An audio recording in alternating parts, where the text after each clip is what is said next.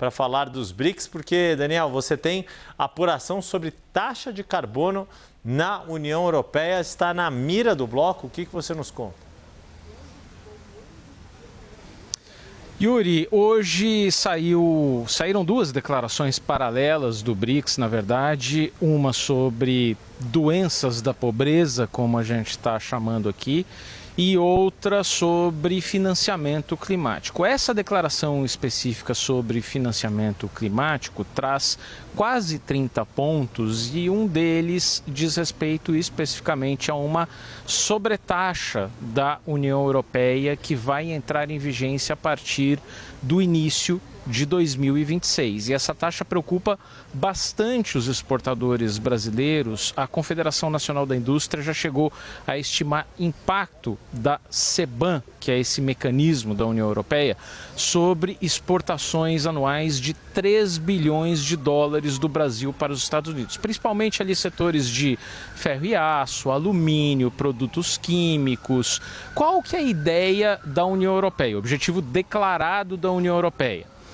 A União Europeia tem mecanismos bastante rigorosos de descarbonização, metas bastante ambiciosas de redução dos gases estufa, e ela tem uma preocupação alegada de que para driblar as suas metas de descarbonização, que haja uma substituição de produtos fabricados na União Europeia para consumo dos europeus por importações que são intensivas em carbono, que geram muitos gases estufa.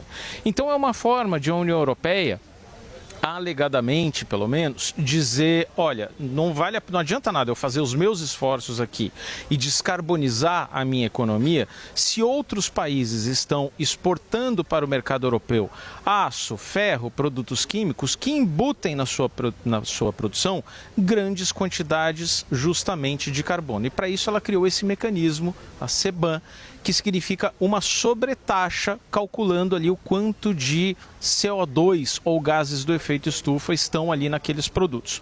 Qual que é o problema? O Brasil tem uma posição de que, olha, será que isso não é o que a gente chama de protecionismo verde? Será que isso não é uma barreira comercial disfarçada de boas intenções? E a declaração do BRICS vai exatamente nessa linha e diz o seguinte, que o BRICS condena medidas protecionistas unilaterais sob o pretexto de justificativas ambientais e cita justamente o CBAM. Então, na declaração geral, houve ali um direcionamento muito para Donald Trump e os Estados Unidos, sem mencionar diretamente a Casa Branca, como é óbvio, mas ficou muito claro ali que as sérias preocupações do BRICS, entre aspas, estavam direcionadas aos Estados Unidos. Agora, na declaração de hoje, eu chamo a atenção para isso, porque fica meio despercebido, o BRICS deixa muito claro que esse mecanismo da União Europeia não caiu bem e pede explicitamente a revogação, né? Eu disse explicitamente, na verdade pede implicitamente, porque diz, olha, condenamos medidas protecionistas unilaterais sob justificativas ambientais, cita o CBAM, está dizendo o seguinte, fala assim, olha, por favor, me retire isso. Qual que é a queixa da indústria brasileira? Essa queixa me chama muito a atenção, Yuri, me parece ter um fundo de verdade ali, que é o seguinte, imagina uma siderúrgica que consome muita energia. Basicamente o aço é alumínio, ferro, mais energia. E o Brasil é muito competitivo na energia, produz uma energia que é limpa, é renovável, não é energia suja dos Estados Unidos, da China. Agora, o mecanismo europeu olha apenas a quantidade emitida de CO2 ou de gases do efeito estufa da porta da fábrica para dentro.